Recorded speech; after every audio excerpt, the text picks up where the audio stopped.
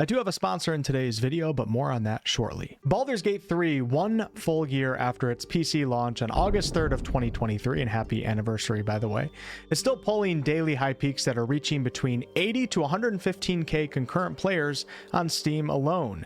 Now this of course excludes GOG, Xbox, and PlayStation. For 1 full year later, I would say that this is a pretty incredible achievement out of the independent developer at Larian Studios, especially considering that this is not a live service game. In fact, many folks may throw BG3 into that single-player offline RPG category, even though it does technically offer online multiplayer. Larian's previous game, Divinity Original Sin 2, was reaching daily Steam concurrent player peaks of around 15 to 21k players a year or so after its release, and that's with a definitive edition release.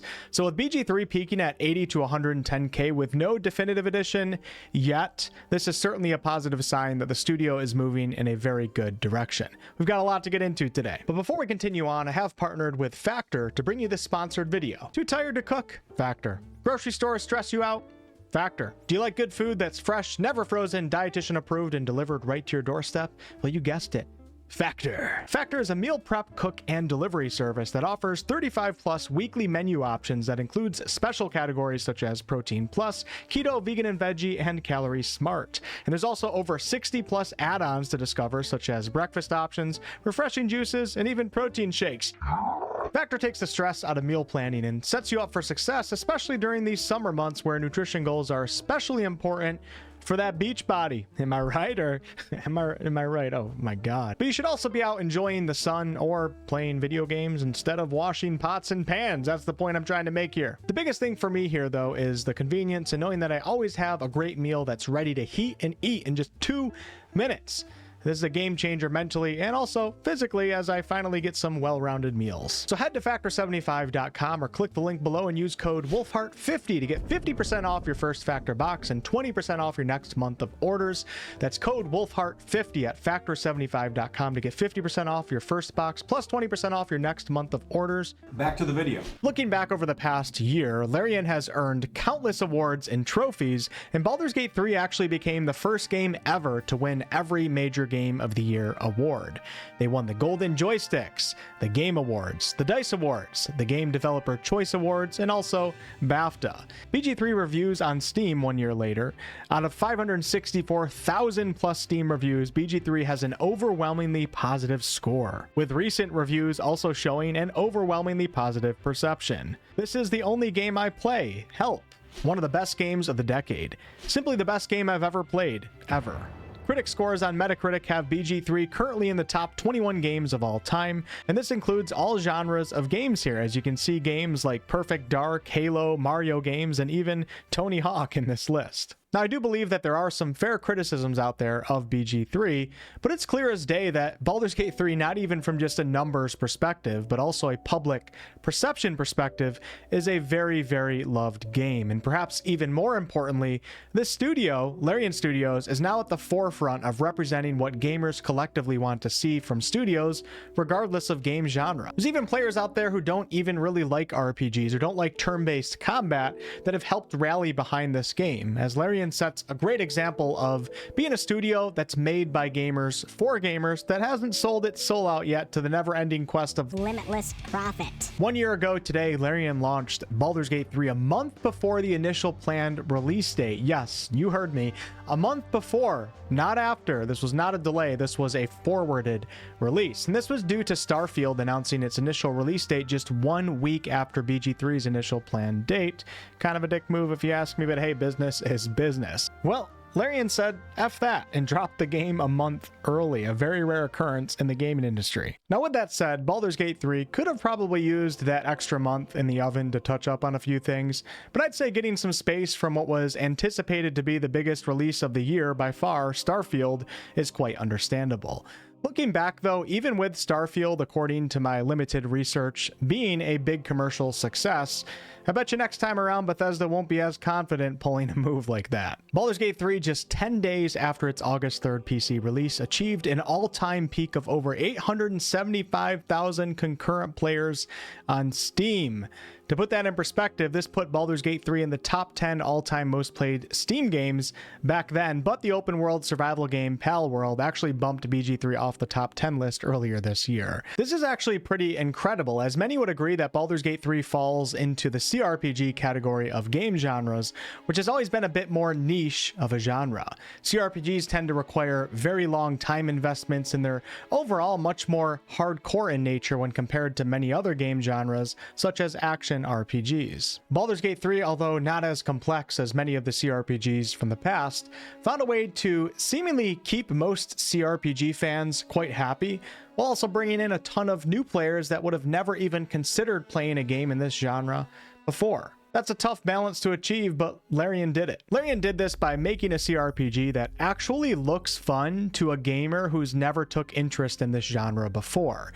Great graphics, cinematics and cutscenes with voice actors that go above and beyond what most are used to in any genre of games, offering 4-player co-op so people can play with their friends, having systems and mechanics that are presented in more approachable ways than what you see in most other CRPGs, without sacrificing a ton of depth behind the systems themselves, offering a third-person camera perspective, having controller support, and the list goes on.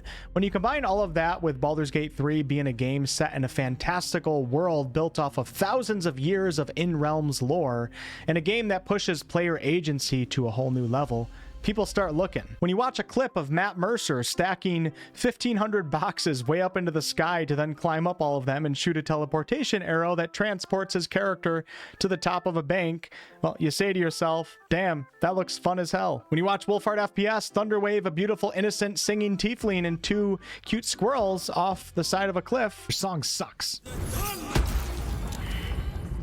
You probably get angry at first, but then you say to yourself, well, that's kind of cool that you're allowed to do that in the game. I wouldn't do it myself. You should give it a try.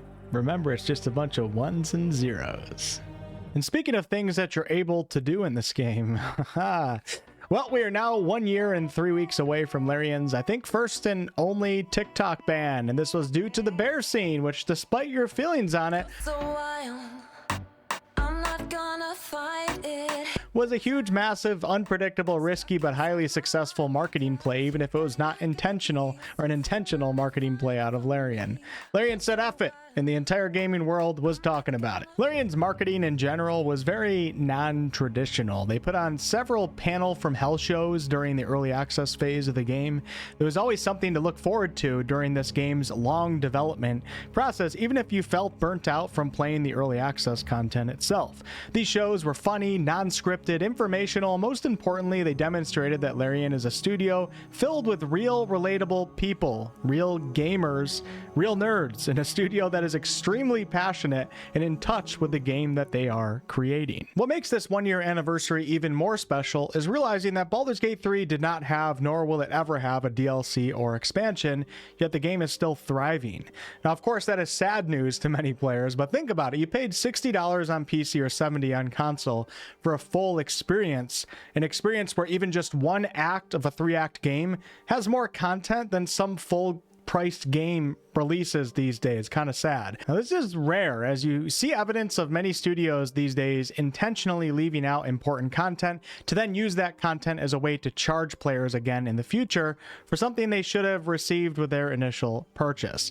Larian instead has released 6 major patches so far, some of which do contain content such as the epilogue, and they didn't charge a penny for any of it. They did what was right, which unfortunately can feel a bit rare these days. And speaking of right and wrong, over the past couple of years, the industry has experienced massive layoffs. Now, some layoffs are necessary. It's always sad, but things don't always go as planned, and sometimes things are more complicated than we can perceive at times. But when you see layoffs happen over and over again with these gigantic companies that are posting record profit years to then dispose of their employees like they were not part of any of that, to then hire a bunch back 3 years later to lay them off again in 6 years, it starts to look pretty shitty. Well, Larian has and continues to speak out against this, and amidst all of the layoffs, they actually popped up a new studio recently in Warsaw, Poland, hiring even more developers. In a recent interview by PC Gamer with Sven Vinka, Sven said that Larian is approaching 500 developers now. I think they had around 40 for Divinity Original Sin 1, and they grew to around 150 for DOS 2.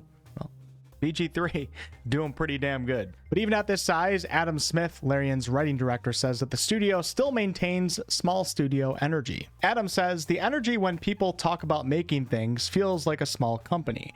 Actually, somebody said something today, one of our producers, that game development is a bunch of people sitting around a screen getting excited, and that's still how it is. Approaching the number 500 for studio size is no small number though, but part of their strategy is spreading this out across their multiple studios, with different studios specializing in different aspects of the game. In the interview, Sven says, I call it chaos at scale.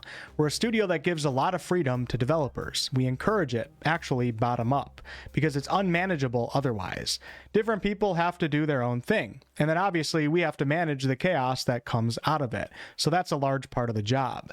But the fact that we start like that, and we have been on purpose keeping studios not too large, so they're basically people that all know each other still, which is a very important part, is the thing that makes it work. It's as simple as that. So it's just empowering developers themselves. Larian has also said in the past that they believe that keeping valuable experienced developers around at their studios for as long as possible is very important. When you fire half of your crew and then you question why your next game isn't an improvement from the previous game, well, it should be obvious. Devs are being treated like cannon fodder. They're being used and abused and then thrown out, and then they end up at a different studio where much of what they learned can't really be applied as well, or maybe it's not valued. How does that inspire a developer to want to truly care about a game that they're working on when they are one meeting away from being unemployed, while the CEO of their company is getting paid over $200 million in a single year? Larian has also spoken out against overly greedy practices in the industry, encouraging studios and publishers to start looking at gamers as actual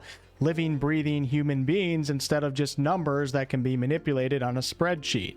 And surprise! This actually works. You might not be able to get Diablo Immortal profits, but you could still have a highly successful company that holds a great reputation and has a real positive impact on the world and the people that are involved with it. I don't know about you, but if I was on my deathbed, I'd much rather be Sven Vinka than Bobby Kotick, even if Bobby's bank account can swallow Sven whole. 1 year later, Baldur's Gate 3 still thrives, and with the upcoming patch 7 containing official mod support for both PC and consoles, player numbers are going to continue to thrive for the foreseeable future. Although some of Larian is still working on patch 7 and some other features for Baldur's Gate 3 such as crossplay, the studio at large seems to be moving on to 2 new RPGs. Larian is now free from the shackles of the D&D IP, and as much as I would love another D&D game out of them, Larian's games thrive on player freedom, so something tells me that Larian as a company will also thrive on pure developer freedom. Happy 1 year anniversary to this amazing game. Congratulations to Larian Studios, and I'm sure we'll still be talking about Baldur's Gate 3 for many, many years to come. And also big thank you to everyone who has been supporting my channel over the years. I'm not sure where I would be right now if it wasn't for you all in this game. I'll certainly be here for all things Larian related as we move into the exciting future of RPGs. And also thank you to Factor for sponsoring this video. Links to that will be below.